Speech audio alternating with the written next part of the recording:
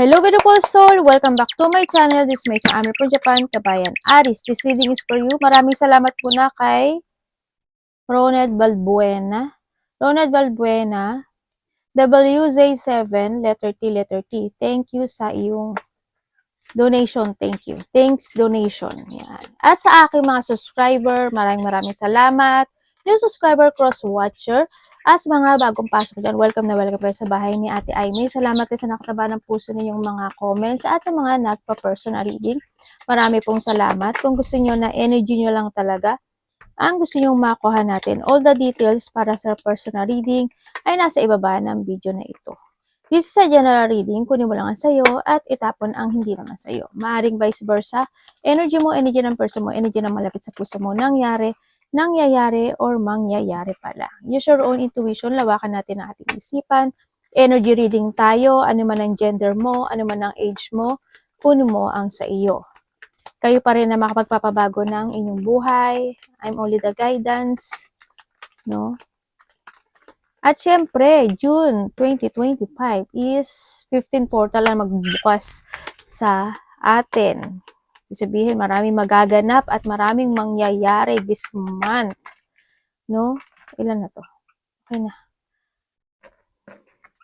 Explain ko ha. Okay, with the June 4th. Yan, 1 to 15 ang reading natin ha. With the June of 4th is a lucky break. A lot of special let something happen. There's a luck break. Natatawa ko sana kung nandito siya sa isang bowl. Pumasok siya dun. Lucky break to para sa inyo. Especially when it comes to wealth, love, creativity. Ibig sabihin, kung if there's a manifestation or na love kayo or relationship or something creativity, kailangan mong maging active dun sa bagay na yon. Kasi the 4th of June is 4 and 5 kasi is magpapabor sa'yo si universe. No, this is a fortune favor sa lahat. And also is taking a risk. Siyempre, kung hindi ka magte-take a risk, hindi mangyayari yun. Yung magandang result, di ba?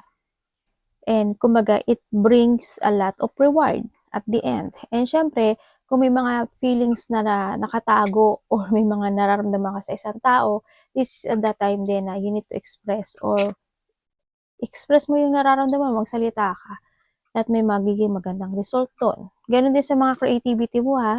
Go out with a date, try to message people, kung takot kang sabihin yung feelings mo, ito na yung time na sabihin mo, na-miss kita, gusto kita, yung mga ganon.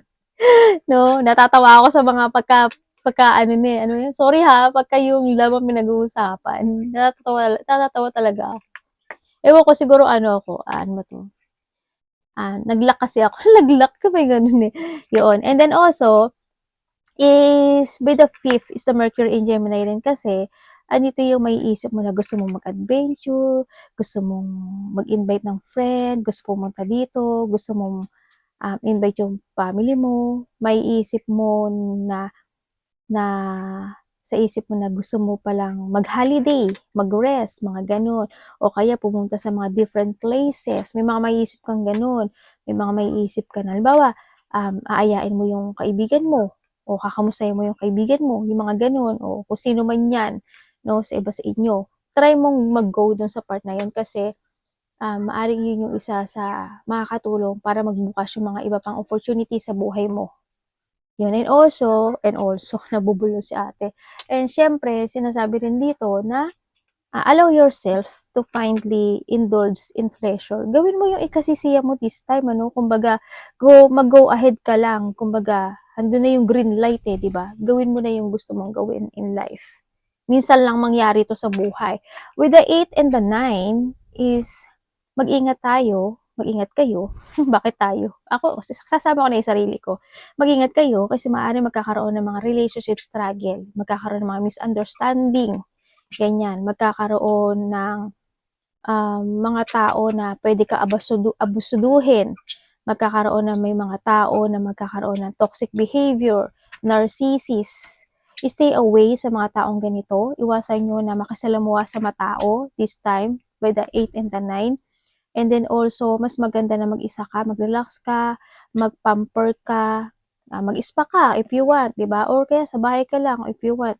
O kaya pag may magdi-DM sa'yo, umiwas ka na lang muna, no? Para makaiwas ka rin sa chaos na magaganap o mangyari. Tandaan mo, kung magkakaroon ng mga ganitong bagay is kailangan mong i-control yung emotion mo, If your emotion is high, siyempre, yung intelligence mo magiging low, Hindi ka na makapag-iisip na mali na pala yung ginagawa mo. Huwag kang papakontrol sa emotion mo. Tatandaan nyo palagi yun. Maging calm lang kayo. And also, by the 8 kasi is the Mercury meets Jupiter. Ito yung sitwasyon na parang genius downloading when it comes sa sarili mo. Ito, mag-focus ka, mag-sit ka, mag-meditate ka, 'di ba? Mag-pray ka.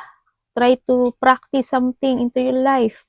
O kaya ito yung download na pag-iisip Sa left ba ako? Sa right ba ako? Iba naman sa inyo. Kasi makukuha mo dun yung message with comes to universe. So, iba naman sa inyo is may ipaparating nila sa dreams nyo. Maari mamanaginip yung iba. Kung magkakaroon kayo ng mga panaginip, mag-prepare na kayo ng papers and pen sa tabi ng higaan nyo para pag nagising kayo at namulat kayo, isulat nyo kaagad. Kasi within the 10 minutes, minutes lang, makakalimutan nyo na agad yun. Paggising mo, tagmulat pala, isulat mo na yung natatandaan mong dreams. Kasi pag natulog ka uli at mga minutes ago, erase na yon agad. As in, promise. Nag-promise pa talaga ako no. Yun no. Maaring makukuha nyo doon yung mga message na gusto nyo makuha. And syempre, sinasabi rin dito is June 11 is full moon in Sagittarius. Mercury enter Cancer 9, 10, 11, 12, 13. Mga ganyan. Andito yung sitwasyon na amplified emotions. Ibig sabihin, full moon is a break free. Kung may mga unfinished business, kung may mga situation na stuck ka, mga bagay na di ka na-enjoy in life, maaaring mga daily tasks mo, mga ginagawa mo, kumbaga may mga ginagawa ka na kahit na ayaw mo, kailangan gawin, to your job, relationship, environment, di ba? Ito na yung time na na i-break free mo yung sarili mo, ilayang mo yung sarili mo dito. Ito na yung time na time to explore. Mag-book ka to go out. If you want to travel, expand your horizon, increase yourself. Ano gagawin nyo? Lumabas ka, makasalamuha ka sa mga ibang friends, new, travel. Gawin mo yung mga bagay na di mo pa nagagawa. Yan, yung hindi mo pa nagawa. Do something na you will find some opportunity sa buhay mo. No? Ito rin yung time na may mga more of bonding times when it comes sa loved ones mo, when it comes to a relationship, sa kaibigan mo man yan, kung saan man yan, magkakaroon ng, ano ba to? Magiging mabait siya sa'yo, magiging mabait ka rin sa kanya. Magkakaroon ng ganun situation. May mga surprises. This is a month of love. June is a month of love. Yan, it's a month of, kumaga, this is a sweet June, no? Kaya nga, di ba, marami nagpapakasal ng June. Yun na nakita ko. And syempre, reminder ko, June 15. June 15, Mars in Leo. Uranus in Taurus. Ibig sabihin, this is a warning day. Tatandaan nyo itong day na to kasi itong day na to, pag gumawa kayo ng pabigla-biglang desisyon, action, at pagkilos, it will bring you danger or anger. Take a pause muna. Bago mo action na, desisyon or something. O kaya yung salita mo, di ba? Take a pause muna. Halimbawa, may magdadakdak sa'yo. Mag-pause ka muna, tingnan mo lang siya. Isipin mo, kailangan ko ba itong patulan? Parang wasting ng time. May mga gano'n. No? Kaya may mga ibibigkasin ka na na salita. Pag-isipan mo muna maigi. Okay, decision making, action, something gano'n. Ito yung time na huwag kang pabigla-bigla. Huwag kang maging impulsive sa sarili mo. No? Or maybe sa iba dito is a whole of month. No? Maging ganun ka. No? Okay.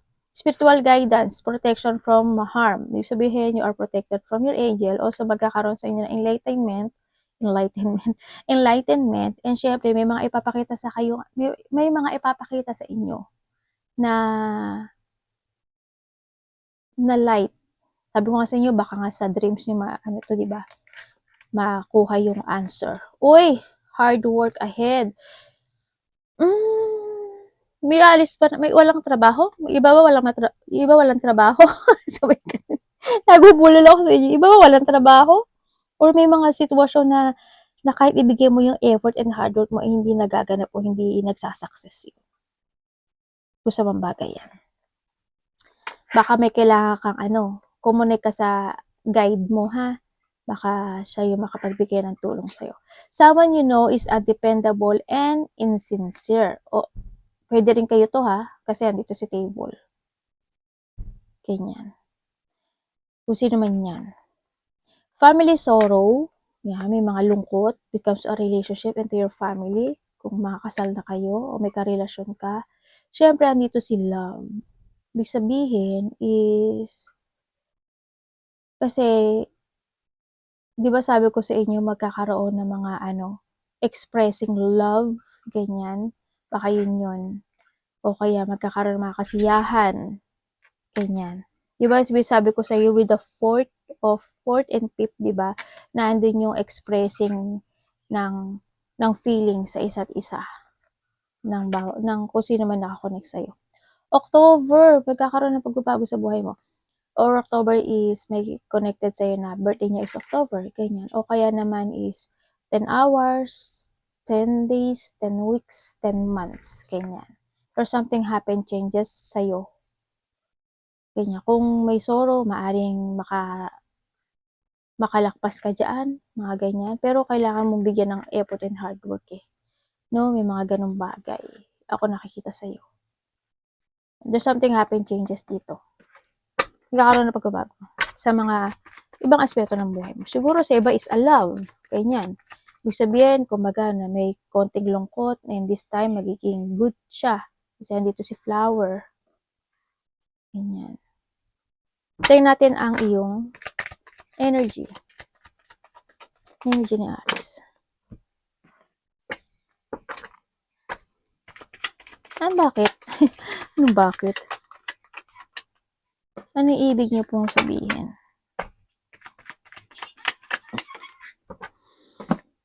Okay, energy mo. Andito nga si table. May mga gusto kang baguhin sa buhay mo. May mga gusto kang makamit sa buhay mo. Pero medyo, siguro either gagawin mo siya mag-isa or magiging hard to sa'yo. Ganyan. May mga lungkot eh. Yun ang nakita ko energy. Sa iba sa inyo, lungkot. Ganyan. Lungkot, feeling alone. May mga gustong gawin, pero hindi kayang gawin. Nahihirapan. Mga ganyan. Kung ito is related to a money, medyo may hardship or may mga problema sa money. Mga ganun. Or kung this is a health issue, ganun din. No? May mga mararamdaman kayo. Yan, nakikita ko sa inyo. May mga pagkabalisa, kalungkutan, ako nakikita dito. Kumbaga, andito rin yung maaring may mga sumakit ang ulo, paa, mabigat na pakiramdam. And then, energy nyo rin is, may mga iisipin kayo na gusto nyong gawin. O gusto nyo may mga papangarapin kayo. Ganyan. So, nakikita ko dito. Maaring may mga pag-aaralan kayo. Someone's spying. Nag-i-spy ka ba or someone's spying? Or maari naman na iba sa inyo is in a social media, networking, YouTube, Reels, TikTok, Facebook. Kung ano man yan, no? Siguro nahandun yung hardship na pinagdadaanan nyo when it comes doon. Anong parating kay Aries? Kukuha pa ako ng dito, message. May tao ditong nalulungkot.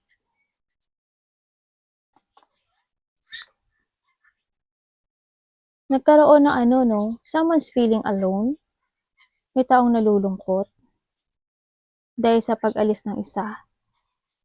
Hindi niya kayang i-accept yung nangyari dito sa sitwasyon na to. Sa nakikita ko dito. Andun pa rin yung sitwasyon na hinihiling niya pa rin na magkaroon ng connection sa'yo. Or ikaw ito ha, sa nakita ko dito. Hanggang hindi niya accept na yung isa is nagmo-moving forward or may gustong iba, mga ganun, o may gusto nang gawin sa buhay. Tingnan natin. Anong parating?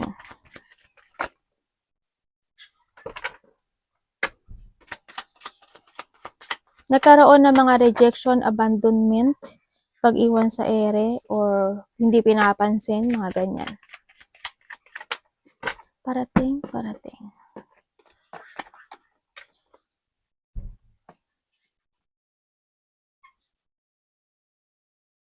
Alam mo dito, sa nakikita ko dito, bakit kaya ang lungkot mo? Kasi may gusto kang gawin pero hindi mo magawa eh. Dito, parating sa'yo is, meron pa talaga na mga bagay o mga tensyon na hindi pa totally nare-resolbahan, ano, sa nakikita ko dito. Then, may mga minamanifest ka kasi andito yung sitwasyon na you are manifesting in a situation na you want to let go o gusto mo nang matapos sa buhay mo sa nakikita ko dito. Parating din sa'yo,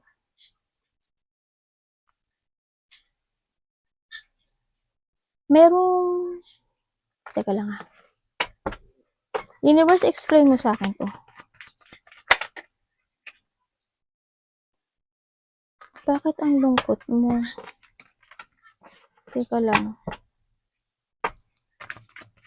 May tao na naging tanga or nagkaroon ng mga pagkakamali sa nakaraan. Yun nakita ko. May mga maling nangyari. Ikaw or someone na may ganun. Maaring may tao din na lumayo or may paghihiwalay na naganap o nangyari. And also, sa nakikita ko dito is, teka lang kukuha pa tayo ng message. Yung manifesting to travel, parang ganun. Or umuwi, parang ganyan sa nakita ko sa inyo. Medyo ano ba tong energy mo? Medyo magulo yung isip mo. Kasi ang dami mong gustong gawin. Ang dami mong na-manifest. Pero hindi maganap-ganap. Parang ang nakita ko dito, hindi ko nakikita yung clarity na to sa nakikita ko dito Yung mga ganun sitwasyon.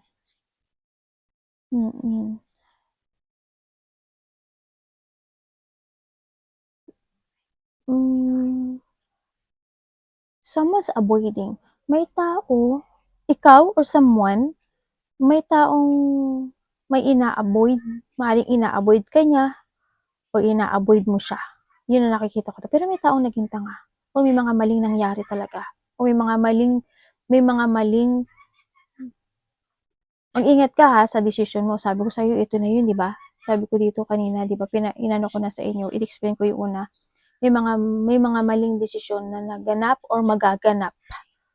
Ako nakikita ito. May mga manifestation na ang hirap makuha dito. Syempre, yun nga. And then, sa iba sa inyo, parating, may isang bagay o isang sitwasyon na hindi ka agad makapagdedesisyon. Maaari magkakaroon ka ng choices. Kung ano wala sa iyo magkakaroon ka ng choices sa buhay mo, either to opportunity or to a love life. Yun na nakita kong parating sa'yo. Kailangan, kasi medyo hindi ka agad makapagpapasya. Kailangan mo maging patient to make a choices. And syempre, trust your intuition kung ano talaga yung gusto mong pagpasyahan o desisyonan in life. And sinasabi rin dito na try to take it action, be creative. And then also, parating din sa'yo is may mga pagod akong nakikita sa'yo. Siguro mapapagod ka. Yun ang nakikita ko. May mga gusto ka nang i-leave behind or may mga gusto ka nang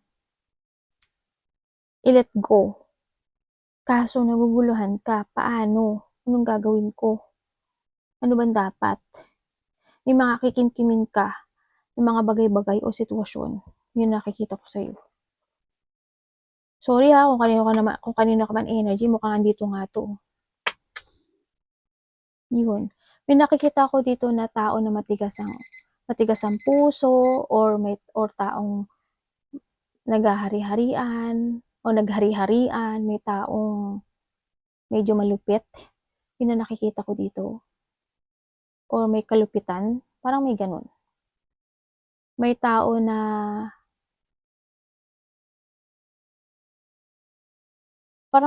this is my authority, parang ganun. Akin to, dito ako, diyan ka, huwag mo ko pakialaman. May mga ganun o nakikita. Tingnan natin ang dapat mong iwasan. Ano ang dapat iwasan ni Aries? Ay, sabihin ko sa inyo ha. Meron tayong Aries. Siyempre, ikaw to. Aquarius, Gemini, Libra. Siyempre, dito si Pisces, Cancer, Scorpio, Aries, Leo, Sagittarius, kanya. Gemini, Libra, Aquarius.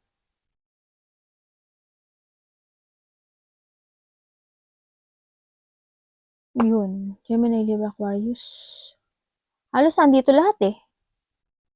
Nandito lahat. Lahat ng element nandito. Tingnan natin ang dapat iwasan ni Aries. Ano bang dapat iwasan ni Aries? Anak, wag ka sa ulo ni Mami. Alam mo naman, anak ko, sinabi ko na nga ba eh. Kasasabi ko lang. Buti na lang nawakan ko. Ay, ano ba yan, anak? Diba, blessing? Yun, ako atang dapat mag-iwas eh, no? Dapat iwasan ni Aries.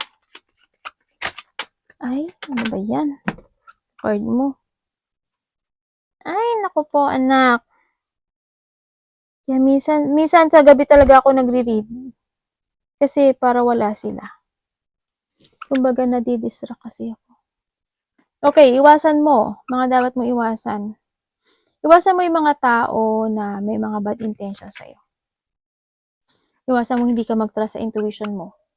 Iwasan mo magkaroon ng doubt sa sarili mo. Iwasan mo yung takot sa mga magaganap o mangyayari. Kumbaga, fear from the unknown.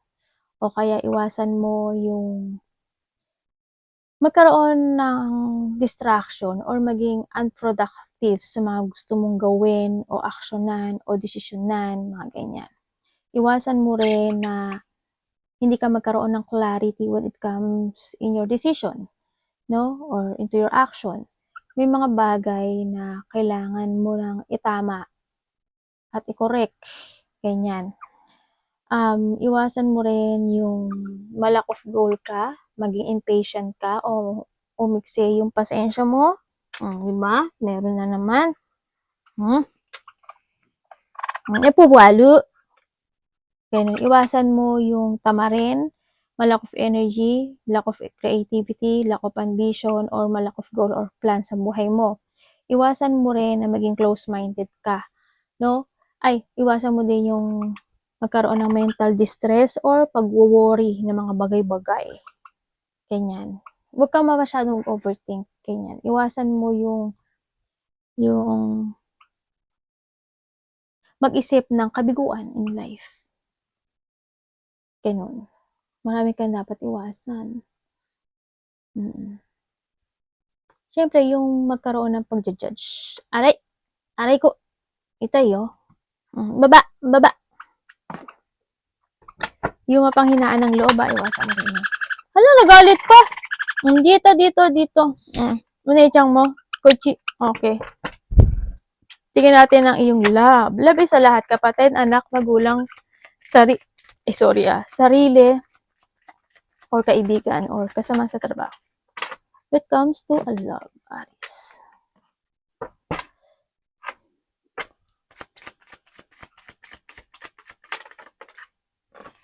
When it comes,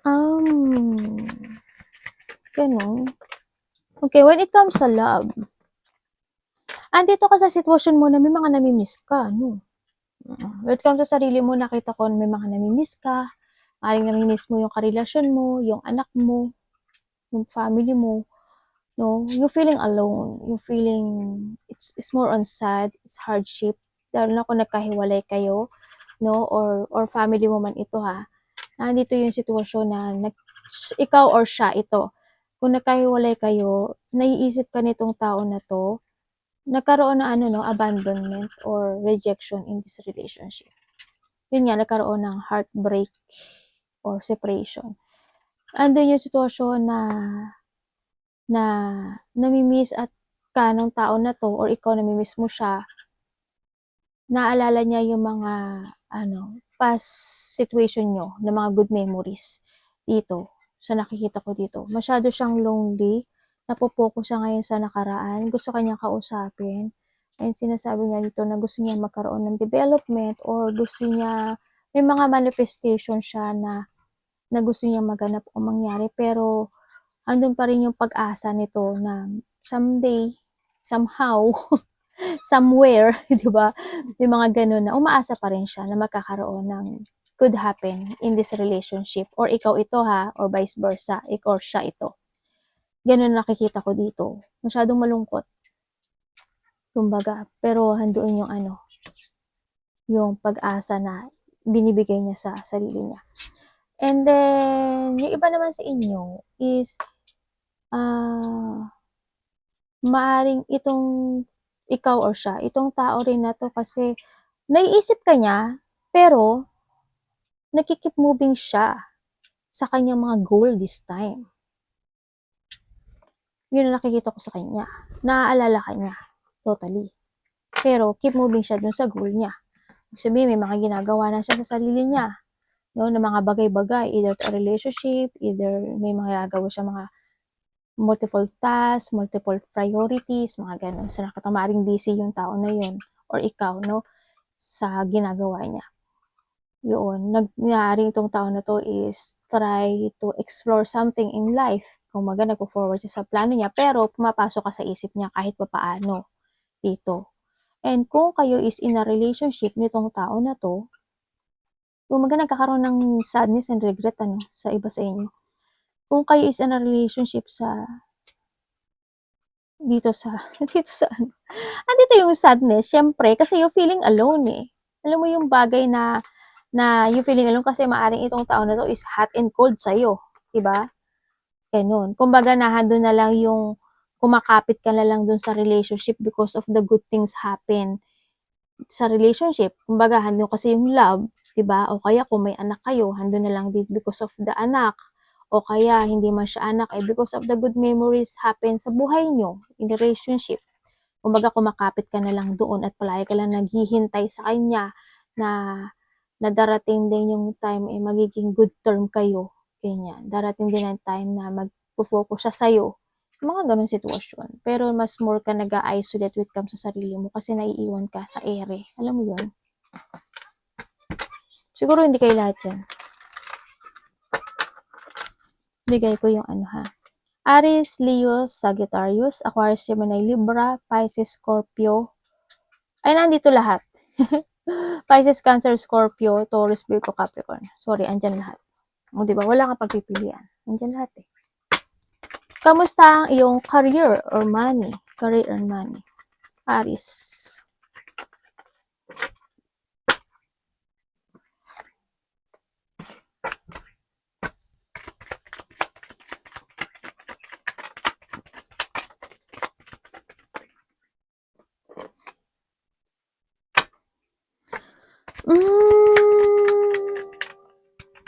Okay. Napapahinga ako. Na ko sa nyo Okay, when it comes to career and money. Career, ang nakikita ko sa'yo, career and money, hindi good eh. It's more on chaos to. May anxiety ka. No? It's more on stagnant. Ang nakikita ko sa'yo siguro, either naloko ka, o may nangloko sa'yo, o may mangloloko sa'yo. Ganyan. O nadaya ka, o madadaya ka ha. Sa iba sa inyo, siguro may mga past pa kayo na unresolved ganyan situation. So, nakita ko dito. Nakikita ko rin is burnout ka when it comes to money. Para may hinihintay ka. Ganyan. May hinihintay ka na reward, result, something happen. Parang may mga ganun. May mga iniisip ka dito. Pero sa career mo kasi, hindi ka masaya sa meron ka ngayon sa iba sa inyo. It's more on anxiety 'to. It's more on nagkakaroon ka ng chronic stress, ganyan. It's more on parang ayaw mo sa trabaho mo, ayaw mo sa career mo, ayaw mo ba sa ginagawa mo? Siguro may mga past career ka na naaalala mo na parang sana ganito, sana gano'n na lang, sana may mga gano'ng sitwasyon siguro ako sa iba sa inyo gano'n. Parang gusto mong umalis sa meron ka sa ngayon. Yun nakita ko. Sa money mo, medyo hirap ka rin. Sa iba sa inyo, may mga magkakaroon ka ng mga chaos. Sana hindi ka manakawan. May mga tao na nandadaya sa'yo. Or may mga tao, when it comes sa career, siguro sa trabaho din, may mga tao na nakatingin sa'yo. Yan, pinagmamasan ka nila, pinagmamatyagan ka nila. O may mga sneaky person, mga gano'n. May mga tao sa paligid mo na nagiging plastic or mga sinungaling, mga dishonest, mga gano'n sa nakikita ko sa'yo. Yun. Tingnan natin anak baba. Tingnan natin ang health mo.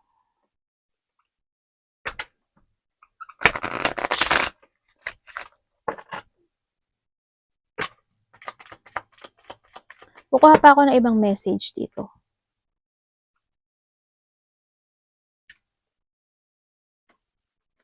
May tao na ikaw or someone,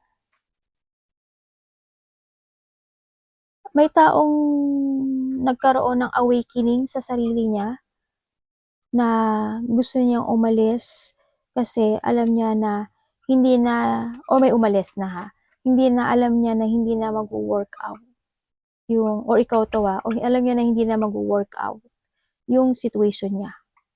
Ganun. Parang gusto niya umalis o mag-escape sa isang sitwasyon na it's not working anymore sa kanya. Parang andun yung getting away with something. Maaaring ikaw ito, ganyan. Or someone. Or maaaring sa trabaho mo, maaaring gusto mo ng ganun. Health. Tingnan natin ang health mo. Or pwede rin na may umalis na tao na sa buhay mo talaga. It comes sa health. Aries.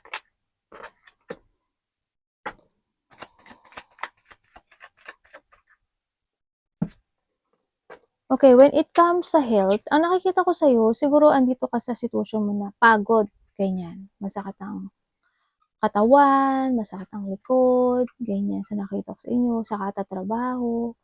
Andito rin yung situation na, oy. Akang. Ganun lang nakikita ko sa'yo sa health. Siguro iba dito, may mga sakit sa bladder, ganyan. Sakit sa dibdib, puso. May pupo na naman. Ito yan. Kakig. Buti na lang dito lang sila, no? Hindi sila nagpupunta kung saan. Yun. Kasi andito lang ako. Kung nasaan ako, dun din sila. Alam mo yun. Anak, na ano sa kamay ni mami. Sorry Yun. But come sa health, naman, okay naman. Yun lang, mga nananakit sa'yo.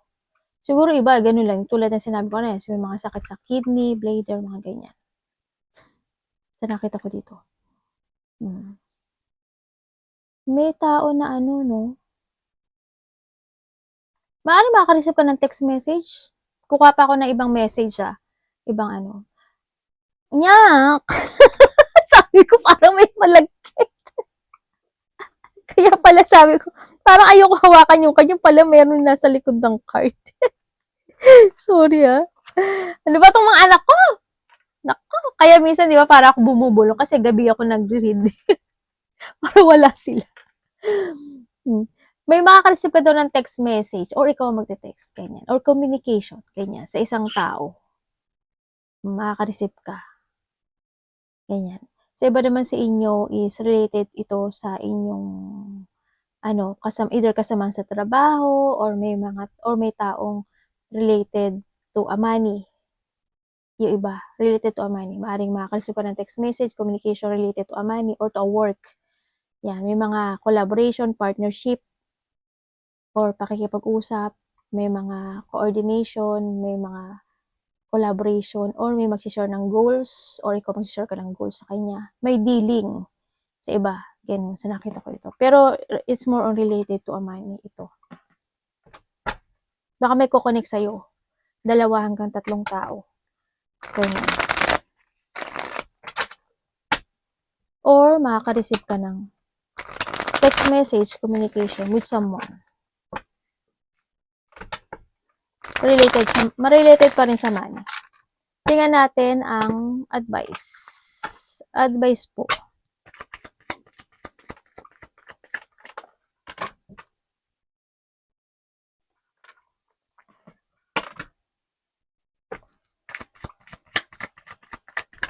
When it comes sa advice mo, start a new beginning to your life.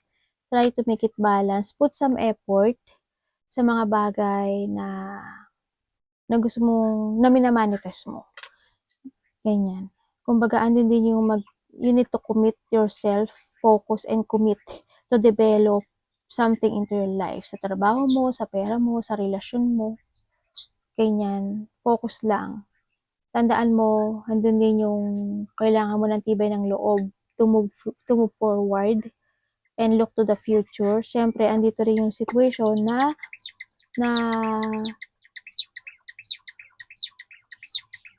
kailangan mo is love, no? Ano ba tawag dito? Andito si love.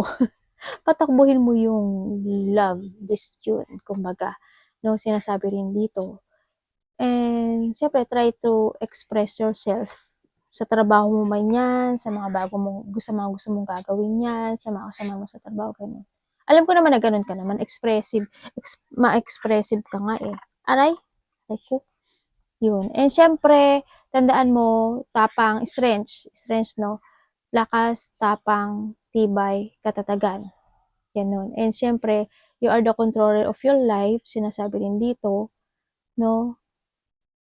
Iba dito nagmamanifest kayo ng vehicles? No? Ayan. Something vehicles, basta may gulong. Yun. Try to make it balance lahat trabaho, pera, relationship. Yun. And try to commit yourself to success sa iyong mga desire, sa iyong mga creativity, sa iyong mga manifestation. Siyempre, mag-action ka, no? Kung hindi ka mag-action, walang magaganap ang mangyari sa'yo. Yun. Getting away with something. May bully, Nabubuli ka ba or someone's bullying you? Ganyan sa nakita ko dito. Arigatou namaste. God bless.